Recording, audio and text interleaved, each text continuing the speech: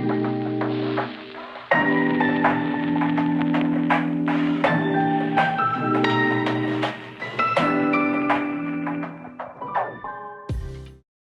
everyone. My name is Nairuti Shastry. I'm calling in from Traverse City, Michigan, land of the Odawa peoples. I currently work as a researcher and strategist with Beloved Economies, which is a narrative change campaign for the new economy. In a previous life, I worked at Johns Hopkins University's Center for Social Concern in Baltimore City, and that's how I got connected to the place-based justice network. And about a year ago, I was excited about this transition and connecting some of my place-based work in Baltimore to a national sphere. And I take pride in my identities as a queer woman of color, an immigrant of the 1.5 generation, a granddaughter to freedom fighters in India's independence movement, an older sister, and a comrade in the movements at the nexus of economic and racial justice. So thank you all for being here, and I'm honored to share this space with you all. Anthony? Thank you, Nairuti. Hey everybody, my name is Anthony Medina. I'm the Assistant Director for the Center for Community Engagement at Gonzaga University and one of our inaugural Next Gen Fellows. I'm a New Jersey native living here in the Pacific Northwest. I am a husband, a father, a son, a brother, and a friend. And today we'd like to invite you all to bring your whole selves, your authentic selves, to this shared space today.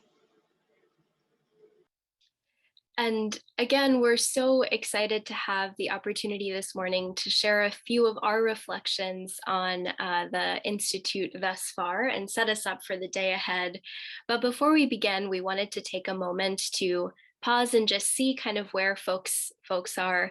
So if you have a moment and are interested in sharing via Zoom chat, we'd love to hear one noticing or unlearning or learning that you have experienced and really processed over the past 2 days. So just one thing. And as you're populating the chat, we can kind of see, as Anthony mentioned earlier, these are the Zoom chat fruits of our time together. We'd love to visualize those this morning as we open our third day.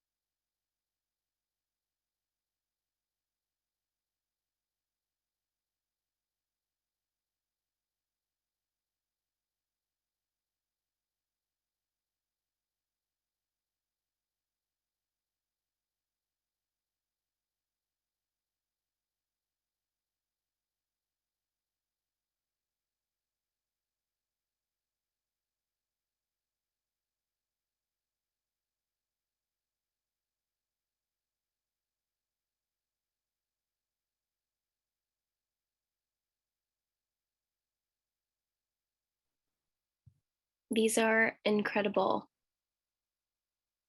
I'm seeing a lot of folks leaning into the positionality that we all play, which will come into conversation today. Thank you very much for sharing these. And as those continue to come in, I wanted to take a moment to share some of the reflections Anthony and I have been discussing over the past 2 days too. So the conversations that we've had have reminded us a lot, not just about accountability, but also thinking about the why of this year's gathering, which is our second core theme, this thing of transforming power. And as we were reflecting on that, we were thinking, we can spend all day, all year talking about accountability, but if those conversations are indifferent to the ways that power shapes each of these levels of social change and social change making, we're not going to go anywhere. And especially in relation to today's theme of individual and interpersonal accountability, centering power and, of course, the privileges that it affords some of us over others is really key to determining the ways in which we're able to show up. And I'm reminded of our racial affinity spaces yesterday and wanted to call in all the white folks in the room. Maybe yesterday you uncovered some of what that power looks like for you in these spaces. And maybe it looks like holding yourselves and your communities accountable to the ways in which you may intentionally or unintentionally reinforce systems of white supremacy. And for my BIPOC comrades in the room, our power really lies in healing ourselves as both first and second responders, and standing in solidarity with one another's histories and communities and finnas. And thank you, Dimitri, for this helpful language and facilitation yesterday during our space together. Thank you, Nairuti. Time is always of the essence. We want to make sure we have time to get to our core dialogue session. But for all of us as practitioners of place-based justice work, the ways in which we engage practices of accountability must center a deep transformation of power, and the ways in which it continues to privilege campus over community. As we consider the personal and interpersonal dimensions of accountability and how our own identities interact with transforming power, I'd like to share a poem by Jonina Curtin. I'm going to share that poem in the chat right now real quick.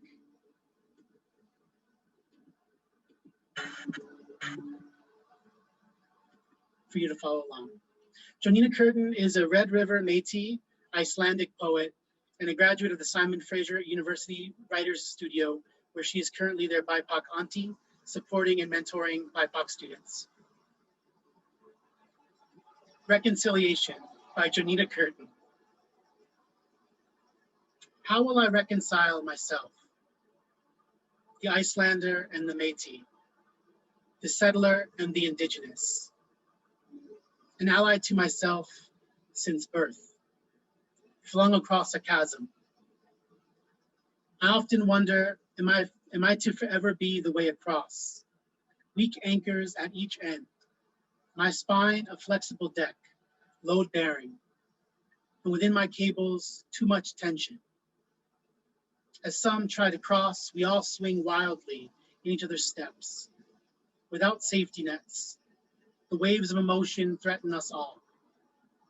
And then there are times that both sides seek to disown, to cut my cords. Let me fall to the rushing waters below. Maybe one day I will just float away, see where the water takes me.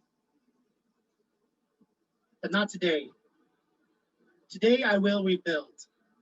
This time, no quick fixes, no steel cables or wooden planks, no rust, no rot, no nails necessary, but rather the slow growth of twisted roots from ancient trees, the way across a path made of grandmother stones. I will become a self-sustaining structure, gain strength over time, a living root bridge that lasts 500 years. So we don't have time to go into this poem, but I wanted to offer this as an offering this morning for you to consider as we move into our day. Nairuti? Thanks so much. When Anthony first read this poem to me, I almost could somatically feel all the tensions and kind of contradictions that we hold in this work as we think about place-based community engagement, and at the same time hold this boundless potential for reconciliation. And so, echoing some of the work of Arundhati Roy from early pandemic times, I've been thinking a lot about what it would look like for us to embrace the potential for abundance that this liminal space that we're in has to offer. And so as we move into our dialogue and discussion spaces today, I'd invite you to ask yourselves a couple of questions. Am I indeed a bridge? If so, what kind of bridge do I want to be in this work? What am I made of? Do I facilitate access or do I create barriers? Who do I find myself accountable to? How do I show up at my job? How do I show up in this work, a la Nadine Cruz from our first day? And finally, how do I transform power from day to day in doing this work? Thank you, Nairuti. I'm supposed to share some information about some announcements, some sliding scale information. I want to be respectful of Elaine and Marisol's time. So John and Erin, would you mind if we shared that virtually and later today, just to make space for their time? Cool. Okay, so I'll jump into some light introductions. So with all of this shared, I'd like to transition us to our core dialogue session. We begin this third day of our time together with Marisol Morales and Elaine Ikeda, who will be sharing their reflections on personal and interpersonal accountability. Dr. Marisol Morales has served as Vice President for Network Leadership for Campus Compact, based out of Chicago, since 2018. In this role, she provides guidance, inspiration, and practical support to network staff across the country, helping state and regional directors achieve local goals while advancing shared network priorities. Elaine Ikeda has led California Campus Compact since 2000. She has over 30 years of experience in higher education, conducting research on service learning, volunteerism, and community service, and designing retreats, workshops, and learning communities for faculty, administrators, staff, and students. I'm keeping their introduction short.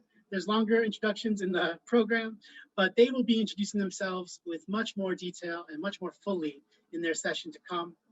On a personal note, I've had the pleasure of listening and learning from both Marisol and Elaine in a variety of spaces across our field. And I've always appreciated their authenticity and the critical lens that they bring to our work by their presence. So without further ado, I'll turn it over to Marisol and Elaine. As you all have questions, please put them in the chat, as there will be time for some Q&A toward the end of our session, and I'll be fielding those. So Marisol, Elaine.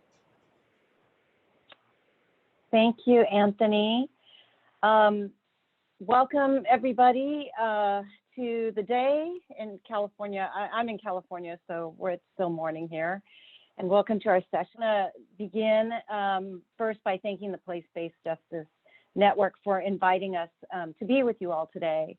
Marisol and I are both very honored to be here. So I'm Elaine Ikeda, and my pronouns are she, her, and hers. And I'm speaking to you from the greater San Francisco Bay Area on the unceded land of the Ohlone.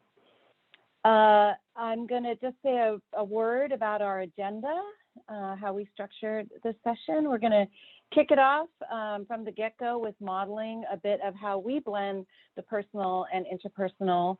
We're going to share a bit about ourselves and how we approach the work, and how we are modeling the pedagogical tool of sharing our stories and bringing our whole authentic selves to our work. And as Nadine said on Wednesday, blending strategy and self-care.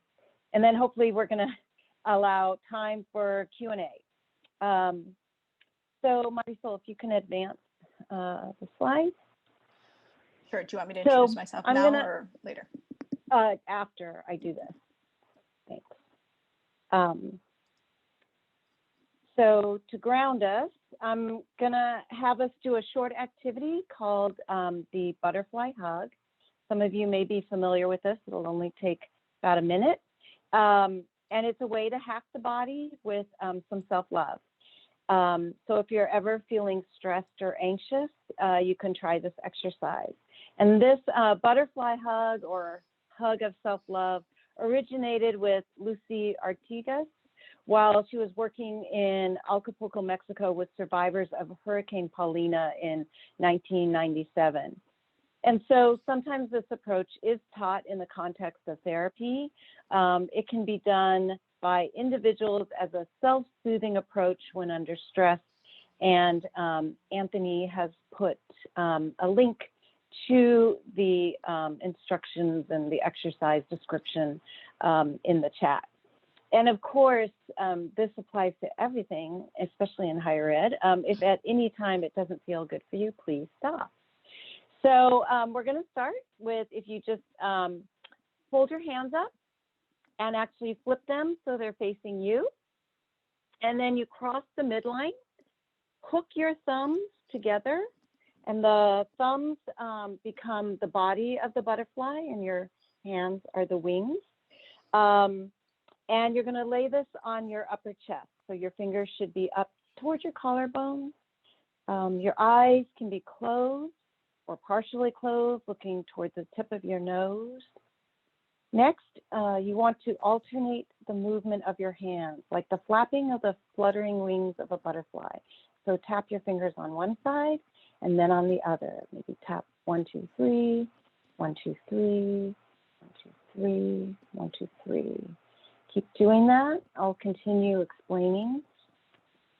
So you can breathe slowly and deeply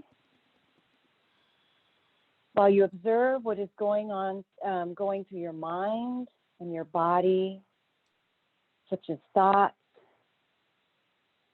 images, maybe the sounds you hear, the odors you notice as you inhale, your feelings and physical sensations without changing or pushing your thoughts away or judging. You can pretend as though you're observing them like clouds passing by. Now take a moment and use your imagination to go to a place where you feel safe and calm. What images, colors, sounds, and so forth do you see in your safe place?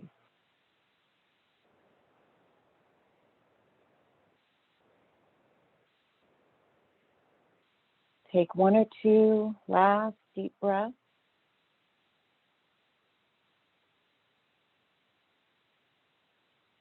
And then let's open our eyes and come back together. Thank you.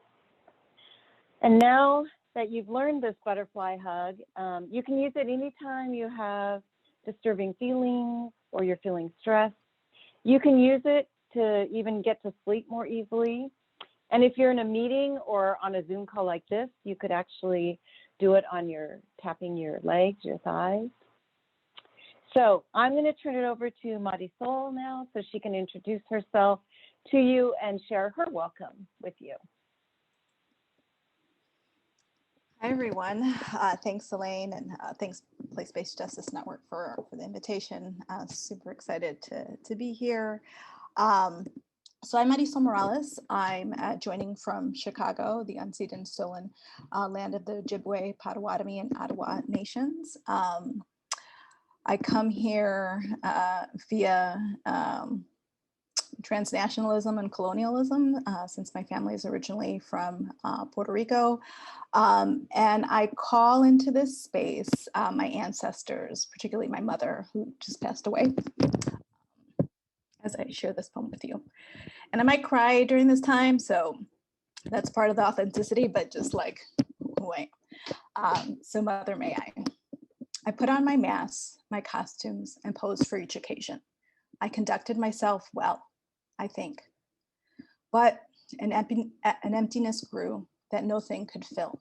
I think I hungered for myself. This is part of a poem from Alma Villanueva, a Chicana poet. And it comes from the article that we shared with you all. But I think it speaks very much to our experiences as folks on stolen land who operate within the context of settler colonialism, but not, for those of us who are BIPOC, were brought here or came here for different reasons. And it also, for me, reminds me of how I've felt the last 15 plus years working in higher education, and the ways that I try to create spaces so that I'm not hungering for myself, that I find myself and I share myself in the places that I'm at with others, so they can also not hunger for themselves. And we can create that space of abundance that we alluded to earlier. And I'm excited to see friends and people that I love and care about here, and the community that we have, particularly in this field. So we're going to do some story sharing with you today, and I'm going to pass it on to Elaine to start us off and introduce this great quote.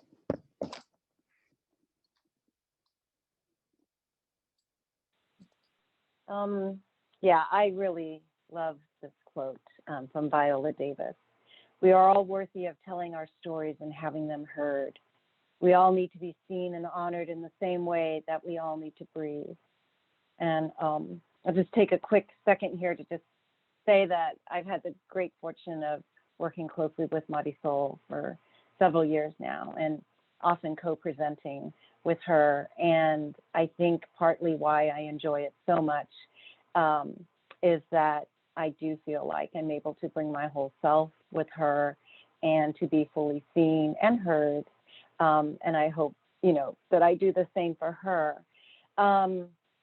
So yeah, we begin by telling our stories and bringing our full selves and our whole selves to both our practice, our work, but also to our mission and our movement. If you've been participating the last 2 days, you've witnessed with Jamie and Darren, and with Nadine, and also with Kathy. Storytelling connects us and helps us make sense of the world, and it communicates our values and our beliefs. And it's how we build relationships and trust and community.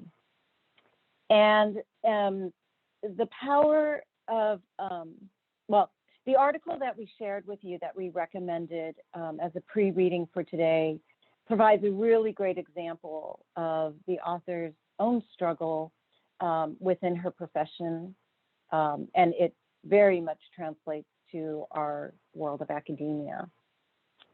So yesterday, Jamie and Darren asked us who we are bringing with us into this space and who we carry with us. So I'm bringing my maternal grandparents. This is a photo of them, Kumao and Sachiko Koketsu.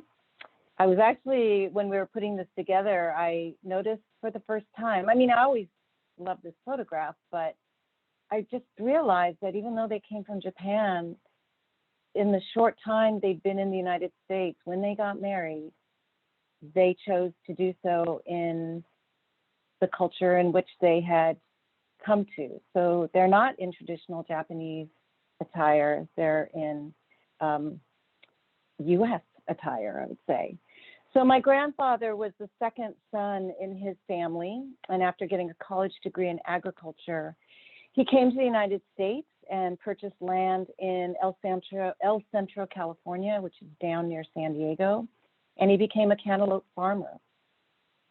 My grandmother came to the United States with her family when she was a teenager, and her family had settled in Oakland, California.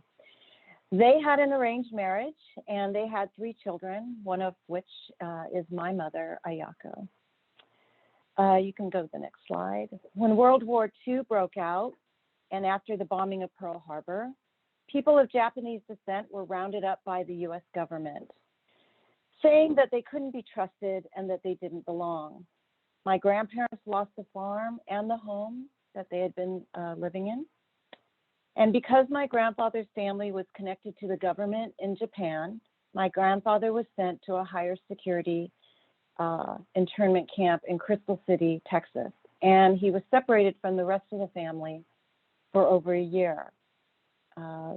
This had a huge effect on my family, on my mother and her parents. My mom was about 5 years old when this all took place. And she often talks about how when they did reconnect after a year, with her father, that he just wasn't the same man. He definitely had been broken. And from that time on, my grandmother was the strong matriarch of the family. I always thought that this horrible experience happened to my parents and to my grandparents, and it didn't have a direct impact on me. Nothing really tangible. But in recent years, I've really come to better understand the impact that it's had on my life. Upon getting out of the internment camps, there was a huge focus on belonging and being accepted as Americans. There was a lot of anti-Japanese sentiment. So, you know, my grandparents and my worked twice as hard, and they really bought into the white dominant culture. I mean, like really bought into it, because they felt they had to prove that they belonged. And so, and because they knew what would happen or what had happened, because they didn't, they were put behind wired fences. So my parents, because my father's side also had been interned, my parents grew up being told to speak only English and not Japanese. They had to prove that they belonged here by working hard, keeping their head down, you know, scraping together money to go to college, getting a good job, you know, make your parents proud, etc. And they passed that on to my sisters and myself. In my younger years, I didn't focus on the injustice of what had happened to my ancestors, partly because they never talked about it, hardly ever. But I recognized that I am easily restimulated around feelings of belonging or othering. I feel that building my self-awareness has helped me to build my resilience and reassess my complicity in maintaining the dominant culture. I am intentionally and continually learning and growing in awareness and activism for social justice. And I'll talk a little bit more later about how that influences and shows up as I do the work of leading California Campus Compact and working with our campuses. So I'm going to turn it over to Marisol now so she can share some of her story.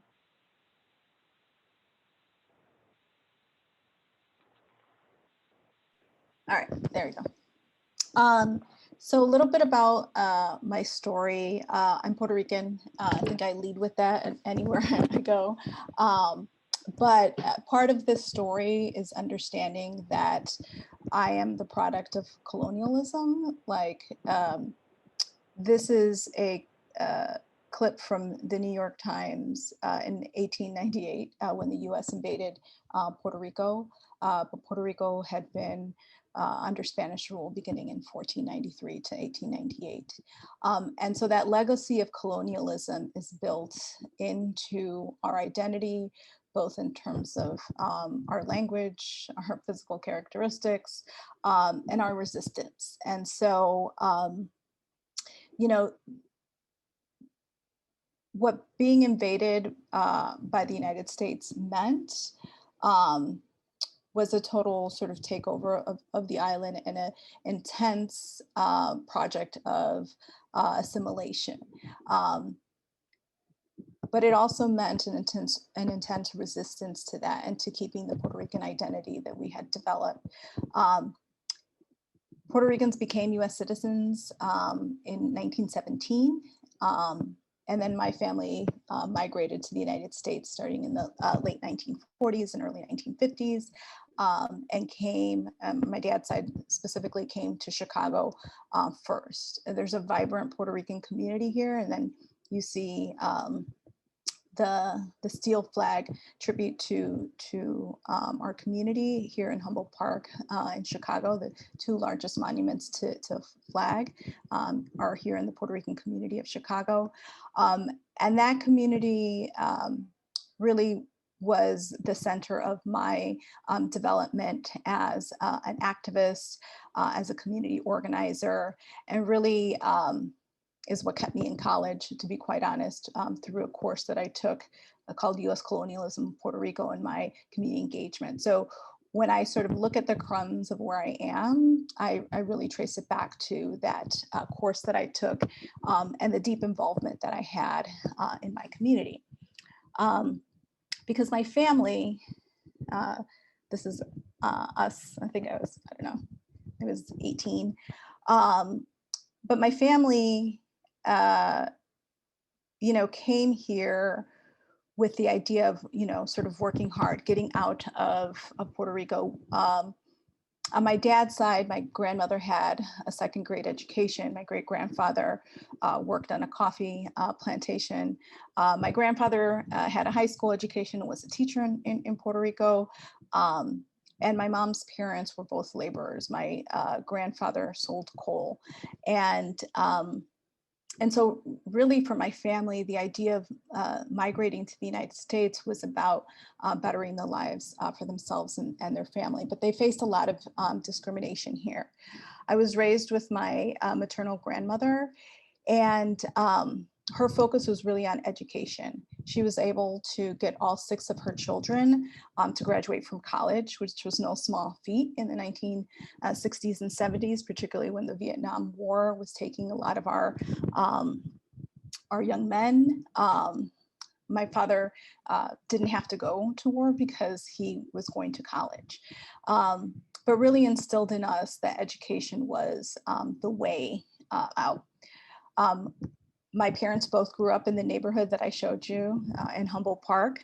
And I was born there, but when I was 2, they decided to move out for, a better place for us. When I ended up going back to the community, particularly, during college and starting my community work, my dad told me, we spent 20 years trying to get you out and all you want to do is come back. And I was like, yeah, because this is who we are. But for me, that struggle between sort of making it and connecting to community has really allowed me to understand the complexity of sort of authenticity, the complexity of assimilation and making it, the complexity and the nuances, particularly of higher ed for communities of color. I want to share a little bit about the reading that we had.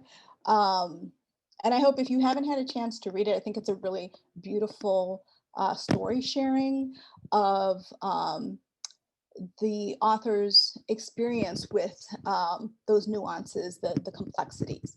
And so she identifies these máscaras. This is actually a mask that I have in my house. This is a vejigante mask from Puerto Rico. They're both either made out of coconut or paper mache. This one's made out of coconut, which means it comes from the northern part of the island.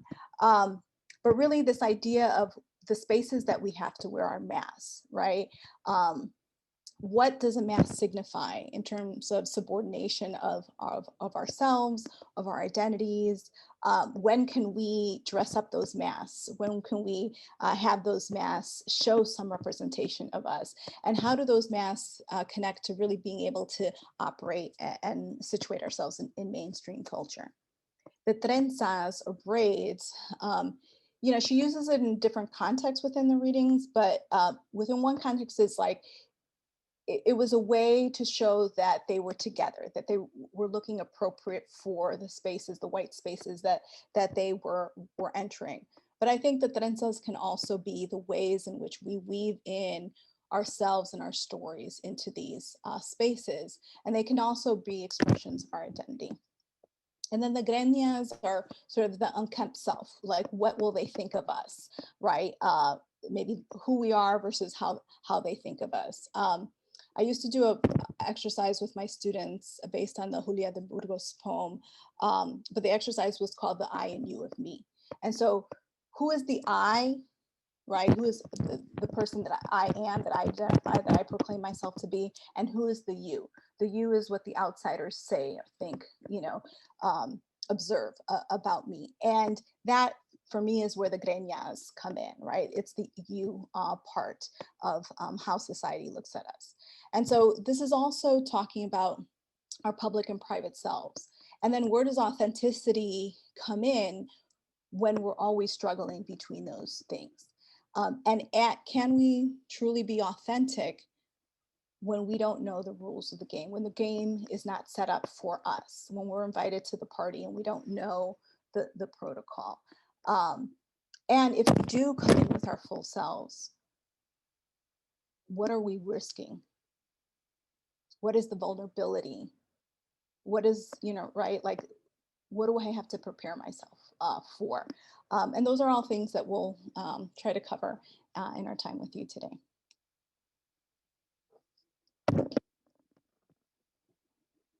You're on mute.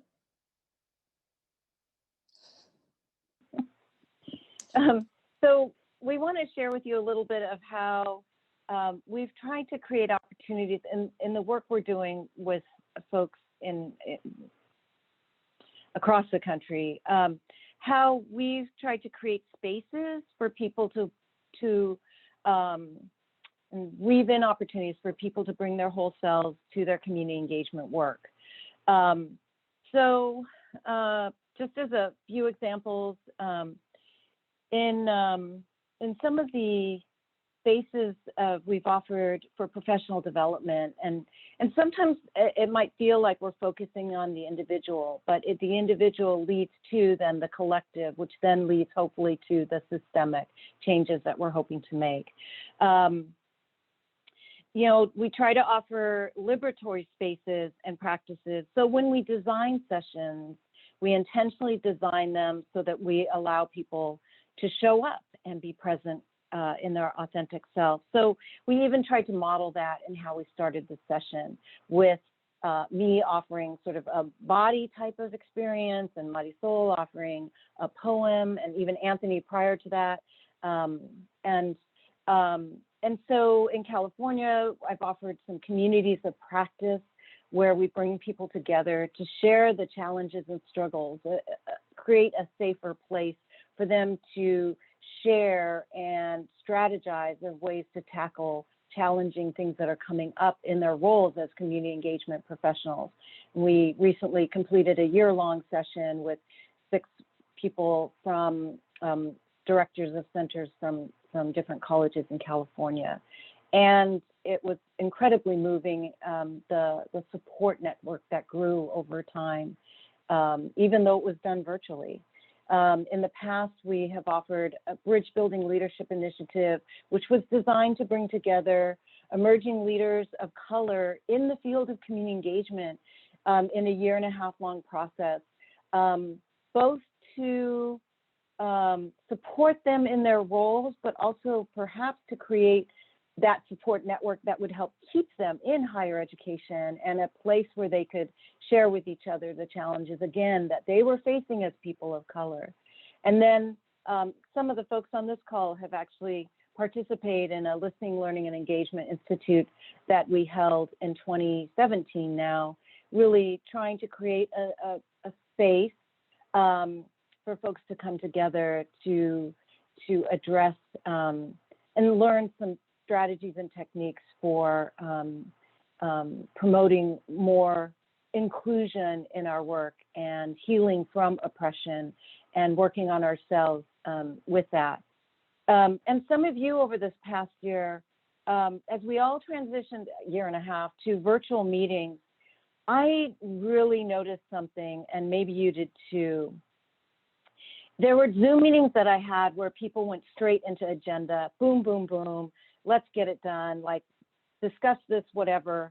And then there were other spaces where I found those to be a little more draining and exhausting. And then there were other sessions, though, often with people of color, who really were taking the time to do a check-in or to, start it off with a moment to ground ourselves. And I found those to be so much more productive, but also not as draining and exhausting. So there are all kinds of spaces that we're in where we can add elements that will help us to be fully present. And Marisol is going to share some of these other examples.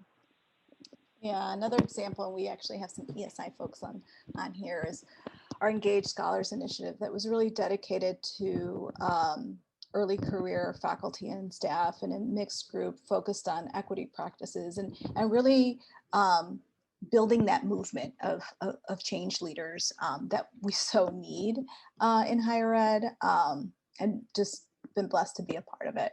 Another thing that we started this year was our anti-racism community of practice, and those have been special spaces where we can delve into the, complexities of our reactions to last summer's racial justice movements, our sort of initial kind of let's form a book club and learn about racism and anti-racism, but actually really delving into the complexities of it. And then within that, we have caucuses, white caucuses and BIPOC caucuses for those conversations. I think another big thing is how Campus Compact is framing our equity work. So the idea of love, living out our value of equity, and holding our programming within both what we understand love to be, but also this broader, the acronym of love. And then we did some holding space following the Derek Chauvin verdict, because we knew people would need a space to process it. And then those are the ways that I think we're starting to show up as Campus Compact that we haven't really done in the past. And I'm hoping that we continue to do that. But it's the idea of do what you can with what you have, with where you are. And all of us, I think, are called to do that. We may not be able to change our institutions, right, wholeheartedly in a very short amount of time. But if we think about where are the spaces that we do have influence and beginning to change those, then those can connect to one another. I want to share a little bit of work, and I'm going to go really quickly over this, but I think it's a framework for us to think about the accountability that we need to have as a field, and then we'll move into some kind of personal and interpersonal accountability. So this is actually work from my dissertation research, and I looked at the experiences of Latinx students at a Hispanic serving institution. And the way that I frame this is this prism of liberatory engagement. And I think that this is the way that we actually need to develop our courses and the kinds of programming that we're doing for students. And so one of the things that I found is the students had these experiences, or their experiences were connected in that circle that's in the middle, right? They had agency, awareness, and action. They, became aware of social issues. They saw their own agency. They moved towards that. They saw the engagement as an opportunity for upliftment, not only for themselves, but for their community. They were engaging in sameness. They were engaged. They had personal connection to the service because they were engaging their own communities and could use those cultural assets. And they also had a very positive faculty interaction in these particular community engagement courses. But those needed to be seen, or those developed within the reality of some significant factors, which were the personal familial trauma, constraints that they had, maybe financial constraints, and then also their previous service experience. So if we think about a prism, and when you look through a prism, the light that's coming from the outside, you can see the different colors of that prism, right? The beauty of that prism. All the colors that exist there. And so that is the analogy that I want us to think about in the way that we frame our courses and our programming. Like, what are these significant factors that are impacting what that student's experience will be? And that white light that is coming is actually white supremacy, right? And how those impact, but we need that prism to be able to see all of those different colors and all of that beauty that our students are, because if we see it without, if we just see them with the light, we're not seeing the complexity. But if we actually use a prism sort of analogy, then I think we can build programs that actually move and serve our students and our communities better. The second thing that was also part of my dissertation research is the framing in which I think we need to think about our work more broadly. So this is a conceptual framework that I called asset-based critical engagement. And it's about bringing in things like community cultural wealth, critical service learning, applied critical leadership, and asset-based community development to then the way that our programs frame the work that we do, right? And so if we think about community cultural wealth as being student focused, critical service learning as being course focused, the work that we do with faculty and community engagement professionals and the ways that they show up, that we show up, And then also the ways that communities are centered in this. I think it brings us to a point of achieving this asset-based critical engagement that actually allows us to challenge these premises of white supremacy and the realities that our field has negatively contributed through, you know, this kind of colonizer and missionary mindset in ways that have patronized our community. So I think this is a more authentic way for us to build programming, and it gives us a framework to build programming that is actually liberatory. Next thing I want to talk about is personal accountability. So that is like the programming piece, right? What do we do in our field? What is the personal accountability that we have? One of the things that I found very useful in my doctoral program is we had to actually do an exercise where we approached people that we knew and who knew us and cared deeply for us and asked them the question, what do I do well and how do I get in my own way? And be really willing to listen to that, right? As a way of our own continuous improvement, or as our way of our own critical feedback, and also as a way of challenging our ego, right? And so the idea of moving ourselves into a feedback framework that allows us to see the ways that we are contributing to the things that we really don't want to, but that we're being held by people we know care for us, and we're inviting them to tell us the truth. I personally found it as a very powerful exercise that helped me become a better leader and think more deeply about the ways that I really wanted to show up, and that challenged the ego that I think is fed by white supremacist culture. Right. Okay, I just want to respond to something in the chat to say that I'm working on setting up Marisol to do a webinar on her dissertation, as well as a few others that are on this call. There's been some great dissertation work that's happened, and so at California Campus Compact, we're figuring out. We haven't scheduled it yet, but it's coming. So you all will be notified, I'm sure, because we need to hear more of the wisdom of Marisol and some of the others who've recently completed their dissertation. This image, I'm returning to something Japanese, the term ikigai. So iki meaning life and gai meaning value or worth.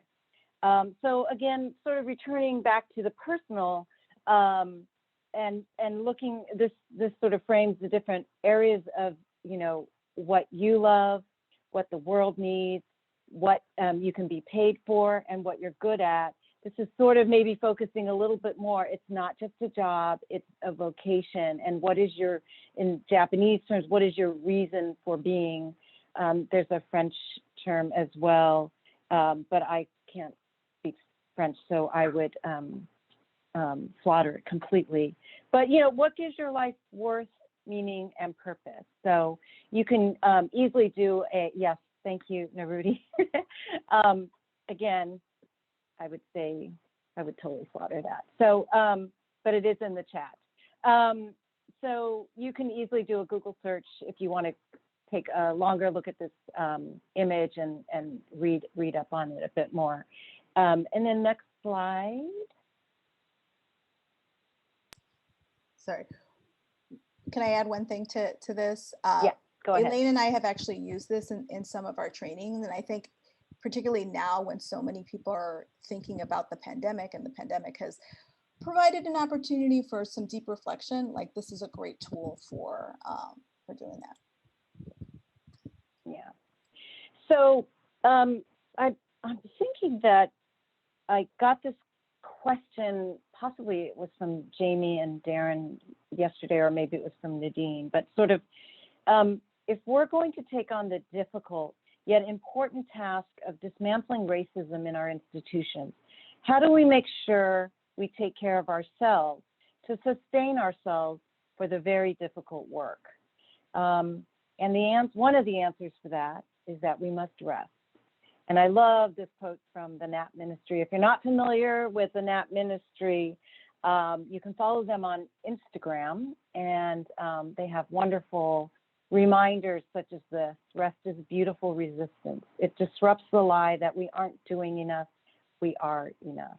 And I have participated in some trainings where a nap is actually written into the agenda. And because some folks in higher ed might frown at there being a nap period on the agenda for an institute like this, it's called a non-activity period, but it does, if you look at the acronym, it does mean nap. And it's just taking 20 minutes of a break to just, you know, stop, pause, close your eyes, rest, you know, absorb, give yourself the space to even take in and reflect on what you're hearing. So, you know, when we realize and understand that the tentacles of power reach well beyond the individual and interpersonal into our institutions and even in our societies, it can really feel overwhelming. And that's why there are many different practices you can engage in. Kathy Yep has been wonderfully providing some of that in our breaks. But they're liberatory, really, truly liberatory practices for self. Next slide. Or Marisol, if you want to say anything, and actually you can take this slide. Sure. So we love Audre Lorde. And so anytime we can throw in a quote from her, it's powerful. But, you know, the idea of caring for, I'll read the quote, caring for myself is not self-indulgence, it is self-preservation. It's an act of political warfare.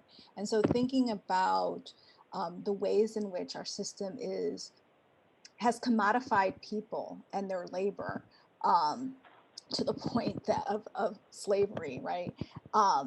That the idea of rest and care and it is about resisting those systems that commodify us for what we can produce as opposed to support us as human beings. And so I think our move is to make the spaces that we work in, the communities that we're a part of, more humanistic, realizing that rest is key. I think in this time of the Olympics, when we see Simone Biles saying, you know what, no. And the power that has in reminding us that we do need rest, that we do have to care for ourselves, even when we feel we have the world on our shoulders, that it's okay. That was her act of resistance. Right, and I think we should take note, and it is part of challenging these systems. So now I think we have a little bit of. Can I say? So I think often we might feel this. We're inclined to act with urgency because a lot of the things going on in our world right now, it feels so urgent to address them. But at the same time, it's about finding a balance, because at the same time, we find ourselves grasping for more authentic relationships, for a set of collective values, and most of all, for a community of support. It's one thing I really appreciate about this place-based justice network is that they very intentionally, you all have been intentionally creating that community. So in our own anti-racist praxis, at our own institutions and in our lives, how can we honor the need for repair and healing in conjunction with the ever-evolving nature of accountability and justice itself? And ultimately, we hope that we can all return to our institutions. Some of us have been on a break, but maybe in another month, we're returning to our institutions, committed to interrupting and dismantling the old, imagining the not yet, and co-creating the new in our own communities and beyond. Okay, so that's my final word. And Anthony, do we have any? Elaine, you're great. We don't have any questions in the chat just yet. Could you please, if you have that written down, what you just said, that last line, could you put that in the chat, please? I love that. The one about returning to our institutions, committed to, okay, I'll type it into the chat. Thank you. And I'm sorry, as I keep on muting, the folks doing mowing the lawns here are like coming right by my house. So you might be hearing that in the background. I believe we have, correct me if I'm wrong, Erin and Daisy and John, about 15 minutes for Q&A. And so I have my own questions, but I want to open it up to the whole room. If you have a question that you'd like to ask, please put in the chat and I can unmute you to ask Elaine and Marisol.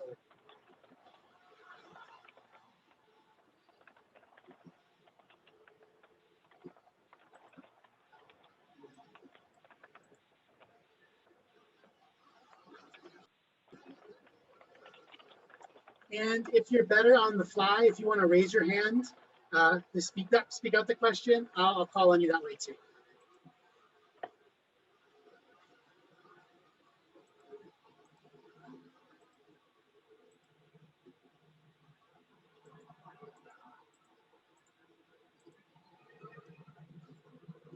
Geraldine, would you like to ask the first question? Sure, absolutely. So I've found, I think during this pandemic, that there has been, more calls around self-care, around taking vacation, around taking care of yourself. But one of the things I'm worried about, as my school is returning to residential in-person status, how do we make sure that these moments and these policies around care don't like fizzle out, or like our pendulum swing goes really far where we're so on with students and kind of return to the grind. What kind of advice or options or ways of kind of continuing to stand for those boundaries do you have? Marisol, can you stop sharing screen so everyone can see? Yep. Thank you, Geraldine. That's a great question that we all probably struggle with a bit. Marisol, is there, while I have a few ideas, but yeah, go ahead. Yeah, I mean, I think your calendar can be a very powerful tool, right? So making sure that you block off those times and that you honor those. And so that, folks who are looking at your calendar can see it's filled with time that you need. I also think having those conversations in staff meetings, thinking about that, easing yourself back into it, and allowing students to do that too, right? Like, if it means being that reminder that, like, we're still in a pandemic, this is not over as much as we want it to be, but being able to guard that time, just like you would guard time for your check-in with your supervisor, or right? You do the same, that you are that important. Oh, I had a thought and it just fluttered away, but I know what it was. When I first came into my role, very early on, I had actually a conversation with Nadine Cruz, and she imparted some great wisdom. I was asking, should I create an advisory board? Should I? And she said, instead of having to create this thing that then you're going to have to staff and it creates more work for you in some ways, while you still want to get input from people, what's even more important is you establish sort of a kitchen cabinet, a group of folks that and it might be different folks for different kinds of aspects of your job, but people that you can trust and share things with and ask for support or input, who have your back, and they're going to be answering in response to putting your interests first. While they may be connected to your work in some other ways, or but when you need to talk with them and get their support, that they're taking that moment to focus on listening to you and helping you figure out what's best for you, what's most authentic and fits in with who you are. So long ago, she gave me that wonderful advice, and I swear that has really sustained me in this work in higher education over the years. And many of you in this Zoom room right now are part of that network that I have where when I need advice, when I need support, when I need to vent, when I need to, you name it, I know there are people here I can turn to and who care and who listen and who are also freaking smart people who have really good ideas and who think really differently than I do. And that's a real gift. So that kind of goes a little bit to somebody's question, maybe Jessica. No, maybe not Jessica. Actually, and we could go, Jessica, if you want to ask your question more directly and offer room for that as well. I'll welcome you to do that now, if you'd like. Sure. Can you hear me okay? My microphone's always a little bit off. Okay, great. So going back to what Marisol said about telling the truth, I'm really curious about how you've y'all have navigated, right? You tell the truth, and the truth is either ignored or resisted, right? Like straight up in your face, I refuse to listen to this truth.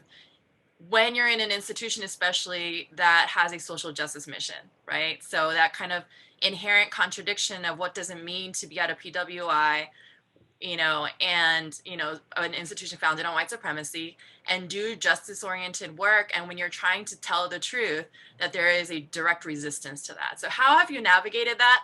And I mean, it's been years for me trying to tell the truth, and I feel like I'm still getting that resistance. How do you not lose hope and faith and keep moving forward and finding that place of continuing to tell the truth and really holding tight to that?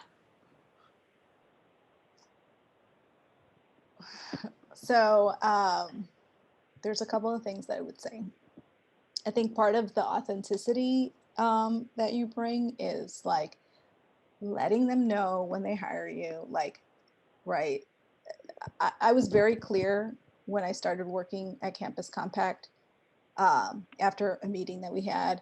I am not here to protect white fragility. If that's what you hired me to do, I am not the person. So I think, one is doing that. And, I think folks will always say, no, we want you how you are. But then when, that starts coming up and being, directed at some of the actions that they're doing, that's not always comfortable. So I think strategies at being able to do that are really important. So sometimes it's, direct, honest feedback. Sometimes it's pulling to the corner and having a conversation. Sometimes it's in the form of a joke that's pointed enough so that they get the point. And I think the other piece is, where are you changing it at, right? Where are you bringing that truth to? So do what you can with where you're at with what you have. So if part of telling that truth and changing that is in the space that you have with students, then that is what you do. If some of it is the opportunity to do that to administration, right? Then you take those. The other thing is, like, how do you utilize your connection with Campus Compact? We're doing our civic action plans, and in those spaces, we're asking institutions to think about what is their reputation of harm, right? I don't think it's a complex question, but it always stumps like folks from the institutions. And those are spaces, like, I think strategy is an important way to do that truth telling, so that you're not always the one who's getting hurt by the sort of ricochet of how that lands. And so sometimes it's you, sometimes it's somebody else, but it's building those relationships. For me, a lot of the way that I frame and do the work here is like with a community organizing perspective. And so one is that you connect with people on something that you know that they care about. You find out what they care about and and so you use that as a vantage point for doing that. You also build coalitions. And so it's not just you, but maybe it's other people who are bringing it up, that the person or the space that you're directing it to can hear it a little bit differently, but all with the same ends in mind. And then sometimes you just got to leave the place. And that's okay too.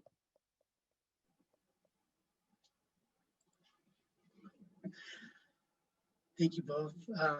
Erin, I think you're next with your question, if you'd like to go. I think Jess really named it.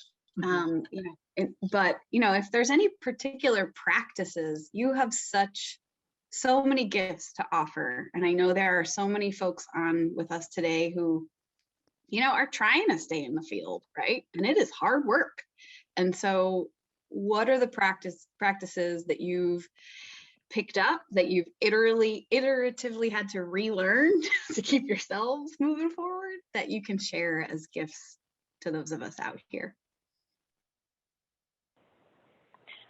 I really think that I was just going to say community organizing, and then Marisol went there. So we really, sometimes we've worked together so closely that we,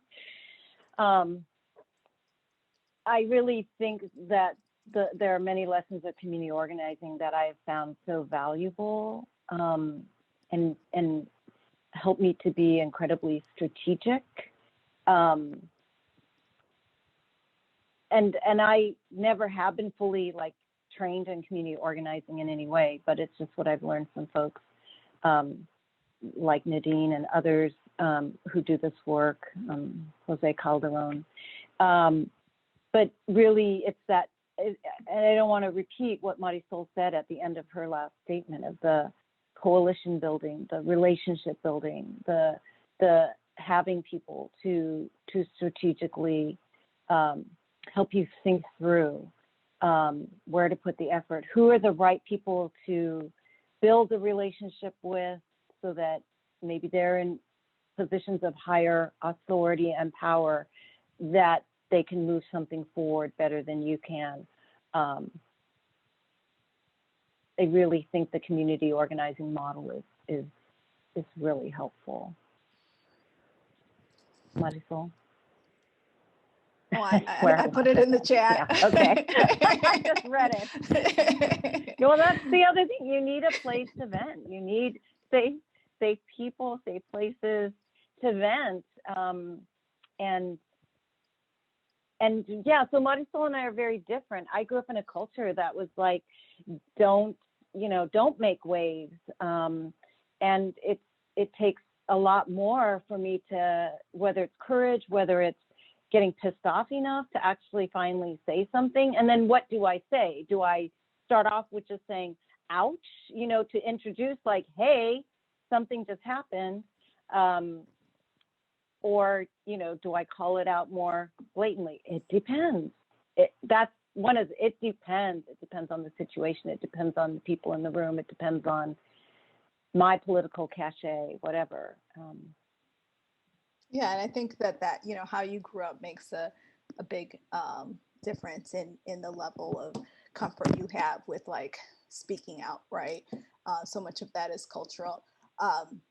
Like I shared at the beginning, my mom just passed away, but if anybody who knew her, she was the center of the room wherever she came. Like she was loud and funny and would make people dance and as her child, especially as a teenager, was super annoying and it was like, oh my God. But I realized she couldn't help it, even if she tried. And so that piece of just putting yourself out there, as annoying as it was for me growing up, I so appreciate that it was I saw that example. And so I think that I bring a lot of that either intentionally or unintentionally into the spaces that I come in. But yeah, that fear is real. There's times, it's not only the fear of repercussion, but it's your own imposter syndrome that sets up do I have the authority to do this? Do I have, how are they going to hear it? Is it going to make them feel, and then I think, especially as people of color, we're so trained to protect the feelings of white people that we put ourselves at the back. The other day in our anti-racism community of practice, I asked the question, I said, people of color are all, the messages that we get is that we're always bad. And those that have kind of followed the rules can be seen as good. But the message we get is that we're bad first and then good. The message that white people get is that they're good. And what if white people started getting the message that they were bad? Y'all did some shit. How would that change the narrative about what we see as good and bad? How would that change our ability to nuance things and to really like show up with all that we have, all that we've done, own what we've done, own what our ancestors have done, own what we benefit from and what we don't. And so I think that the fear part goes into like, you can either be silent and afraid or voice yourself, you know, I don't know whose quote, maybe that's another Audre Lorde quote, but, or you know, put it out there. And so either way you're getting hurt. It depends on what you're using. And you know, I don't say that lightly because I know like not everybody feels like they can like be like, forget you, you know, I'll find the next one. Thank you, next. Like that's not always everybody's ability, but the release you feel in telling your truth is really powerful, right? And that truth is going to come out one way or another. We saw the racial justice movements last summer, right? Release comes out one way or another. And so it's about the ways that we create those pathways for that to happen. And I think utilizing students, like tapping into their energy and their power that they don't always recognize at our institutions, can bring about some really meaningful change. Okay, I talked too much. So I think it's a good segue into Kathy, to be able to help us reflect on all the words of wisdom and power that Marisol just put out there. Thank you, Marisol.